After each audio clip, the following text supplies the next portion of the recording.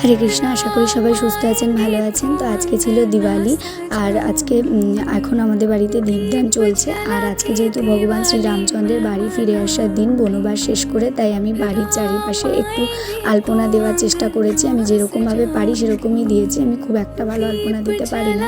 তারপর আমি মোমবাতি জ্বালিয়ে চারিদিকটা আলোকিত করে নিচ্ছিলাম। তো এই সমস্ত কাজগুলো আমি কমপ্লিট করি। তারপরে আমরা সবাই মিলে বাড়ির কাছে একটা শ্মশান আছে, তো সেখানে কালী পুজো হয়েছে, তো ঠাকুর দেখতে বেরিয়ে পড়েছে। আর জুলি মাথাটা ঢাকা দিয়ে নিয়েছে, যদি কেউ চুল কেটে নেয় সেই ভয়। আর এই যে আমরা এখানে পৌঁছে গেছি, মাকে আপনারা দর্শন করে নিন। তারপরে দেখুন নদীটা আজকে কি শান্ত, আর খুব উপরে জল চলে এসেছে। আর এখানে তীর্থ জুলির সঙ্গে ইয়ার্কি মারছে। তারপরে ফিরে এসে আমাদের মন্দিরের সামনেও কালী পুজো হয়েছে, তো সেখানেও মাকে দর্শন করলাম।